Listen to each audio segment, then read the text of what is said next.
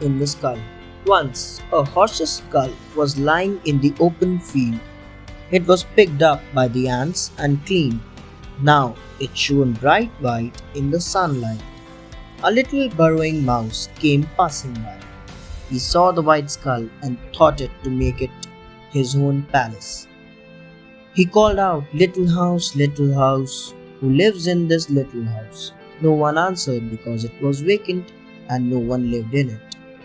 I will live in the house, said the little burrowing mouse, and he went inside, and he set up his house in the horse's skull. A grumping frog came along and asked, little house, who lives in this little house? I am a burrowing mouse. Who are you? Asked the mouse. I am a grumping frog, said the frog. Come in and feel at home, said the mouse. So the frog went in, and the two of them lived together. Now came the fluffy hare running by. The mouse and the frog called him in, and they began to live together. Living together. Then the frisky fox came running by. Little house, who lives in this little house? Burrowing mouse and the grumping frog and fluffy hare. Who are you? I am a frisky fox. Come along in. So the fox went in, and the four of them began to live together. Then the grizzling wolf came prowling by. Who lives in this little house? Burrowing mouse, grumping frog, fluffy hare, and frisky fox. Who are you? I am a grizzling wolf, replied the wolf. Come in. So the wolf went in, and the five of them lived together. And then came along the grizzly bear. He was very slow and very heavy. Little house, who lives in this little house? Burrowing mouse, grumpy frog, fluffy hare, frisky fox, and grizzling wolf. Who are you? I am a grizzly bear. An idea struck in the bear's mind. Without thinking of the consequence, he sat down on the skull and squashed the whole house. The gigantic turnip. Once upon a time, an old man planted a turnip. After a few days, it grew and became an enormous turnip. The old man decided to pull the turnip out of the ground. He tried very hard but couldn't pull it out. So, he called out to his wife for help. The wife took hold of the old man who was holding the turnip.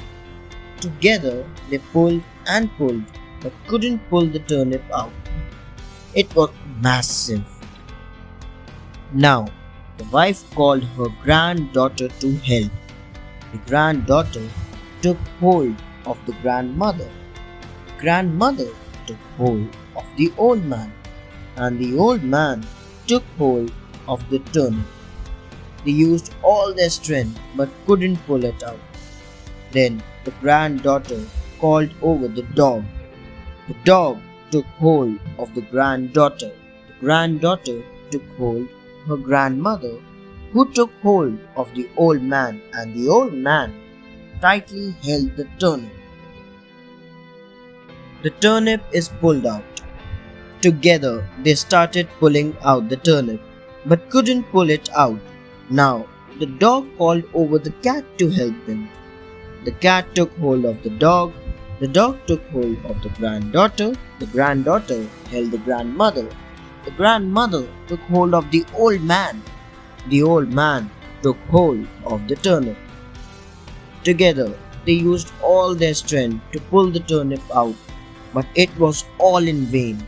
Thereafter the cat called over the mouse. The mouse took hold of the cat took hold of the dog took hold of the granddaughter took hold of her the grandmother took hold of the old man firmly, and the old man firmly held the turnip. They pulled and pulled, and finally the huge turnip came out. It was the little mouse who ultimately helped to pull out the turnip. Even smallest creature is of great value. Thanks for watching. Do like, share, Subscribe to Sahil Book House.